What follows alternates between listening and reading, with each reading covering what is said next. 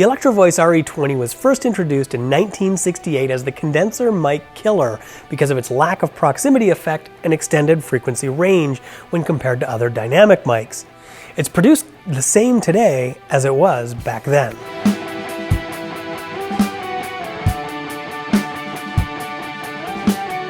The Re-20 features variable D technology, which was first introduced in the 664, known as the Buchanan hammer.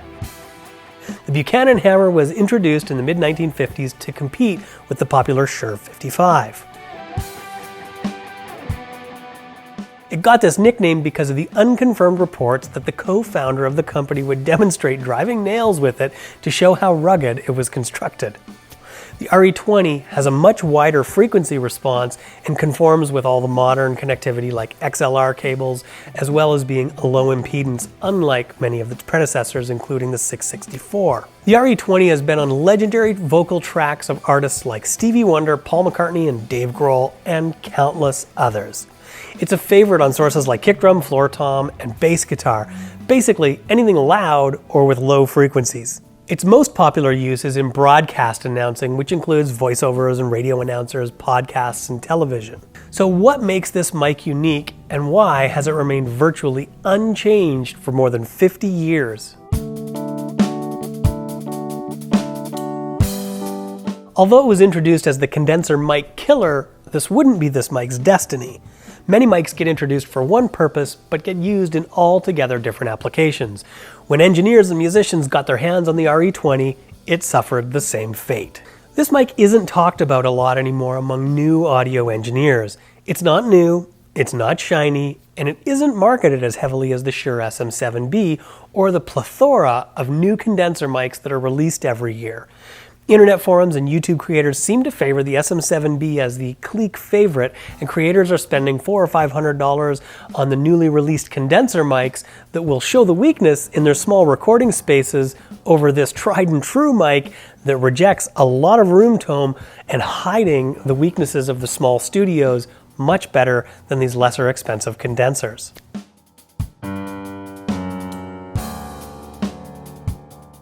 This sits somewhere in between a dynamic mic and a condenser mic, in my opinion. It rejects off-axis sound like a dynamic mic, but it has the frequency response that rivals many condensers. When it comes to proximity effect, the variable D that stands for variable distance technology really actually does work. It has very little proximity effect. Oddly, this makes it feel more like a condenser mic, even though with certain polar patterns, condenser microphones have tons of proximity effect. I find that the proximity effect on most dynamic mics is much harder to control than the proximity effect on condenser microphones in general. With the Re-20 having almost no proximity effect, it gets rid of one of the major issues with dynamic mics.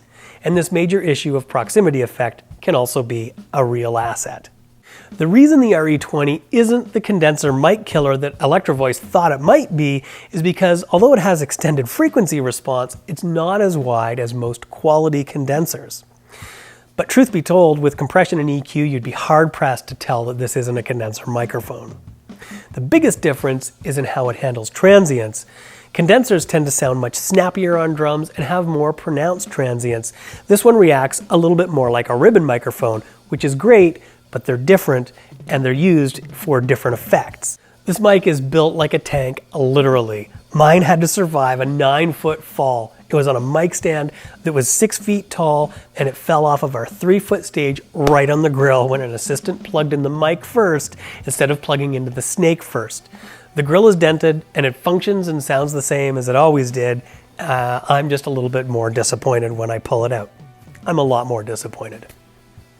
It's huge and very heavy, weighing in at 1.6 pounds. This means that you'll want a sturdy mic stand with sandbags to add counterweight if you put it in a leveraged position. Wherever you put it, it won't be subtle. I personally think this mic looks awesome. It retains the vintage look and makes a statement of quality. This is a classic mic, but it's also an underdog in today's market. Mics like the SM7 that were used to record Michael Jackson's Thriller often overshadow the Re-20. The Re-20 has an equally deep pedigree in my opinion, but unlike Shure, the Electrovoice company doesn't seem to celebrate its history in the same way. They don't even have a history section on their website telling the stories of the numerous hits created with this microphone. The SM7B seems to be more popular among podcaster and YouTube recommendations. The Re-20 is usually a little less expensive though.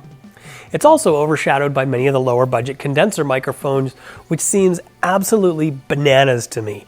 If you aren't spending $1,000 to $1,500 on a large diaphragm condenser microphone, shoot it out against this $400 classic microphone, and you just might be shocked at how much better it sounds. Different engineers' experience varies from mic to mic. There's a lot of mics that great engineers have gotten a ton of use out of that haven't been really my favorite. Here's the places that I love the Re-20. For live off-the-floor vocals when you need maximum control over bleed, check out the link in my description to find the video on using the Re-20 to record vocals live off the floor.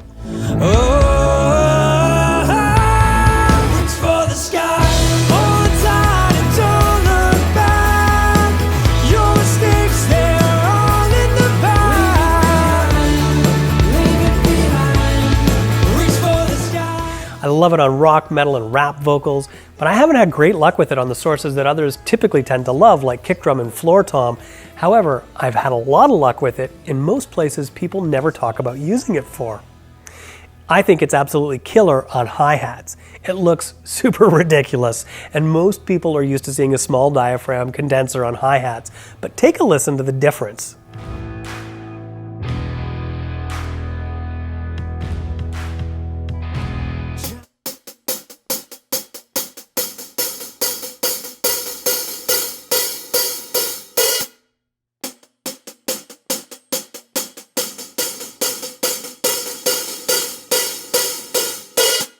It's my number one choice for voiceover. I only have one though, so if I need a matched pair of microphones, I typically use two SM57s, which also sound great for voiceovers.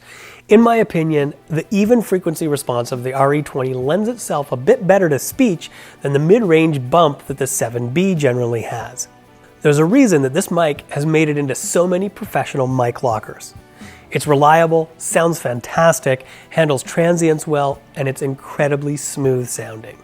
When you're in the market for a mic upgrade, make sure you give this often overlooked but historically significant mic a try. It's not new, it's not shiny, and it's recorded some of the best vocalists that have ever set foot in a studio to record.